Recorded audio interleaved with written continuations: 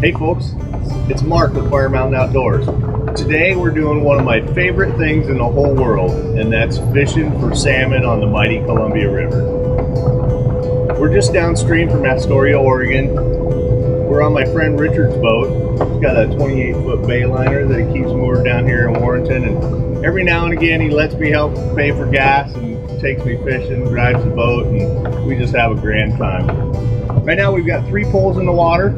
We're dragging plug cut herring in hopes that either a Chinook or a silver will bite that and we can fight those fish in and take it home. We've got a limit of 2 fish. This year's a little bit harder because they've got barbless hook restrictions. So we were out here yesterday, we had 5 fish on. We got 1 in the boat, but it was a wild fish and we had to let it go. So we're hoping for some redemption today. If not, what a better way to spend a beautiful day on the best place on earth. I might note that it's August, the hottest month of the year, and look at the weather. The rest of the country is scorching, dried out, burning up, and we got overshirts on and it's misty. You gotta love the Pacific Northwest. So hopefully we'll get some footage of catching some fish. I've got a little clip of Eli catching the one that we had to let go yesterday. We'll go ahead and show that to you now. What you got there, Eli? A fish. That's a wild coho.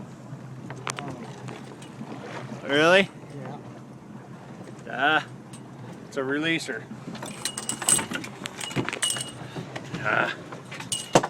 First one on the boat has to go back. Well, we're gonna reel these in and check and make sure that we don't have a bunch of vegetation from the bottom that's fouled up our stuff. You see Eli over here? He's got some greenery, we call it salad, and I've got some salad too. I'll bring this in and so you can see what we're running.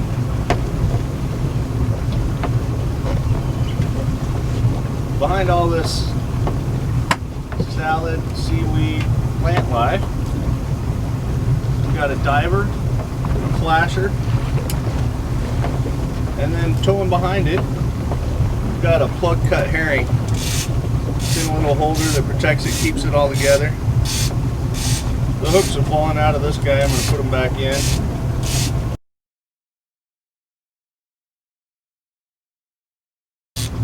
Go down there and catch us a fish, Mr. Herring.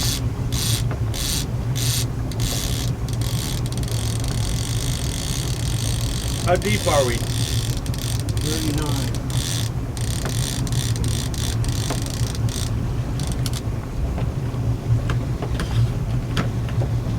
And that's that.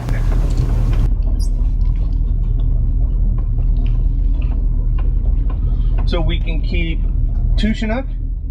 1. So we can only keep 1 Chinook and 1 silver. Can we keep 2 silvers?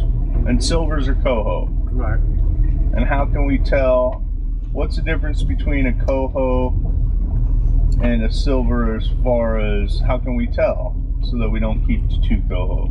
Coho, or the Chinook's got big spots on the back of the tail and a black gum line in the mouth, where silver is more shiny and he's got a white mouth. Can we keep any of the silvers that we catch? Only hatchery.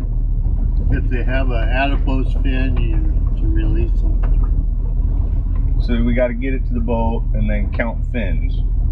Well, you got to get it in the net, right? Then you look at it. Then we can't bring it into the boat. Nope. So we got to look at it in the net and determine if it's a keeper before we lift it in the boat. Oh.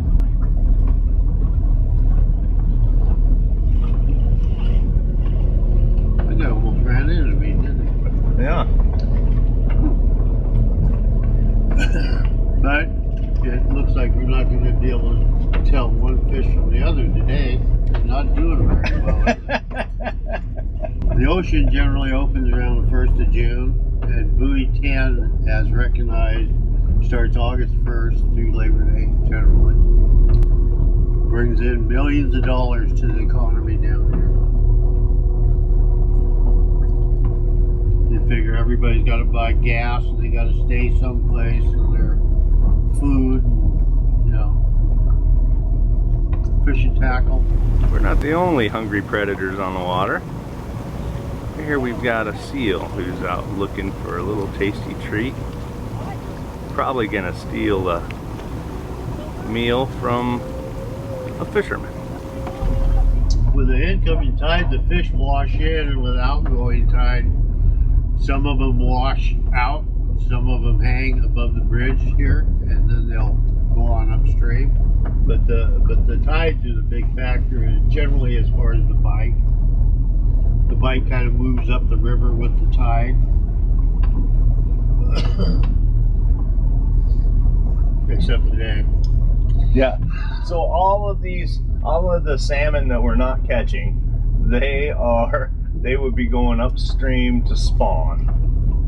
Is that what they're doing? Yep. And then they die. Yeah, they have a 4-year cycle generally.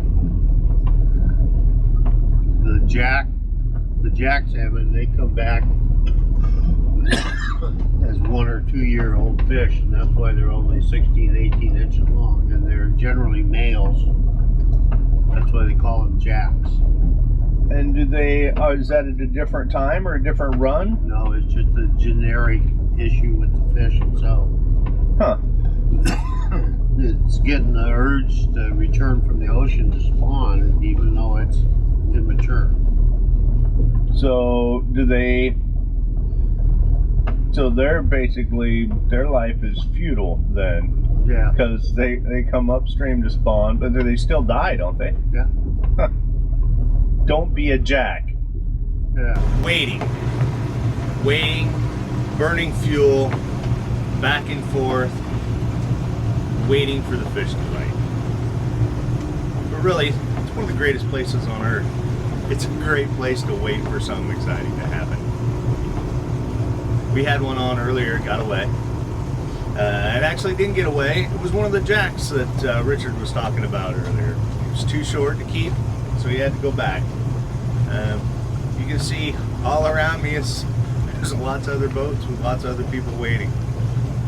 We keep our eye out for that net flying so we can see if somebody's catching a fish somewhere, and that provides our entertainment to watch our fellow fishermen catch some fish. So we wait on a perfect day in the Pacific Northwest. Pelicans. Why don't you interview one of those? Any of you pelicans interested in an interview? Would you like to give me your point of view on what you think of the Buoy 10 fishery? No comment. Got it. As the season progresses, they'll move up the river, and you'll see the boats go with them. Okay. And after September 1st, then it will be closed down here for Chinook, and everybody will go up towards Portland, St. Helens area, and they'll be fishing at hog lines up there for them. Some of the traffic here on the Columbia is a little bit bigger than others.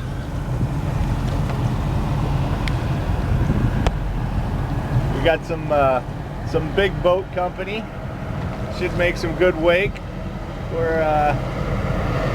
We can always hope, as fishermen hope, that that'll stir some fish up, having a big old ship cruise by us. You got to be careful here and stay out of the main shipping channel when they move, because obviously that's a big ship and he's moving fast.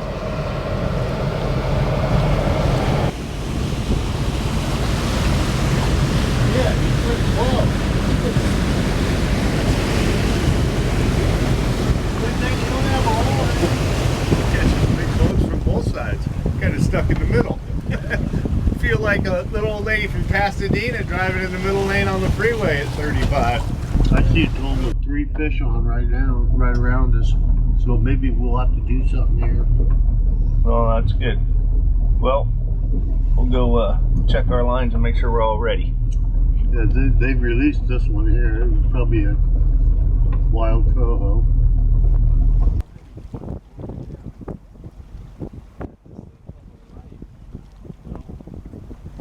What's your favorite fish, Richard?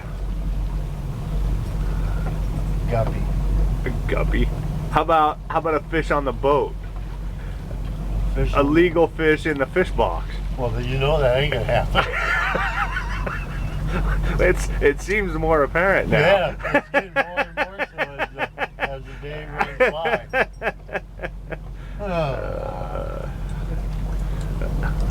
And here's our fish finder, and Pretty blank. yeah, yeah. It's been highly effective, and there's the deckhand. Hey, Yeah. boy. Oh boy. And this is Richard's wonderful vessel. What's the name of your boat, Richard? Megan Lee. The Megan Lee. It's a great boat. I love riding on the Megan Lee with Richard at the wheel, going for boat rides.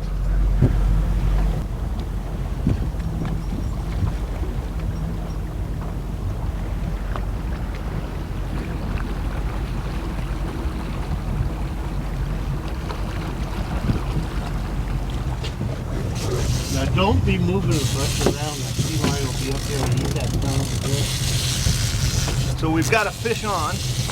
Eli's reeling in. We're getting our pulls out of the water. Take your time now. You got lots of time. Don't try to race us up here because we're not ready. What? It's gone. Here. Lift it up. Look at that. This one's all tangled up. I think we're letting these things out too fast.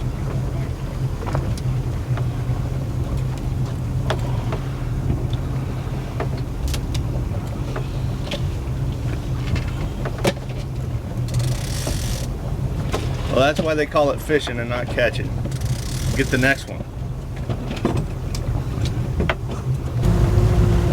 Well, when you're not telling jokes, there's plenty of nature to see out here. There's a ton of seabirds. I'll show you some of them. It's just cool stuff to see out on the water. I love it. Let's look at some birds. Oh yeah, I got that one. There's bait in there or something.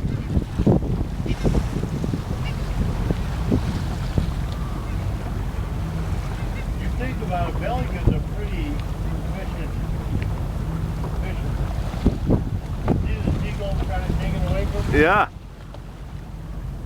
That's cool.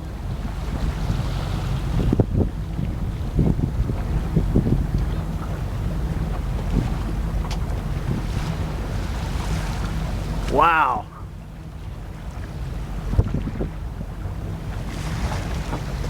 I wish they'd do that a little bit closer.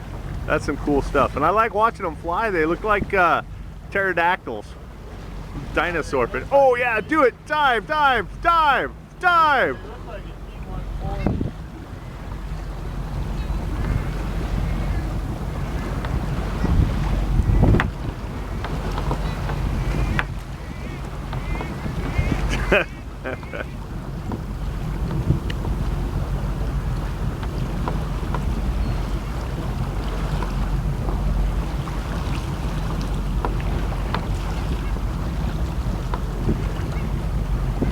Here comes a pelican.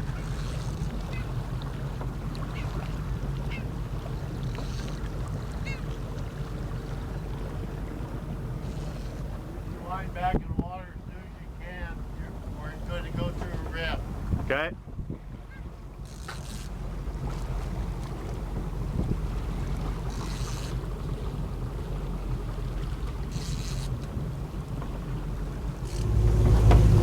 Long day. It was a long day. It was a good day. No blood on the boat. Yeah, we did. We got blood. Oh, we did get blood on the boat. But we didn't get to take it home. No. Still a great day.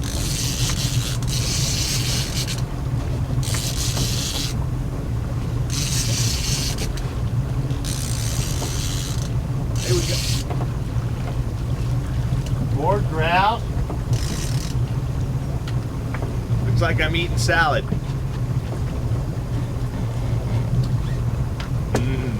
That tastes just as good as salmon, doesn't it?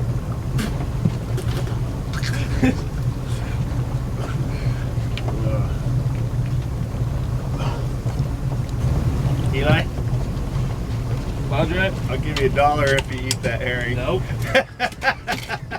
$8? $8. You know what, Eli? You don't even have to eat the hooks. I'll take the hooks out for you. You know what, Padre? I'll give you $1 if you eat that. I ain't taking $1.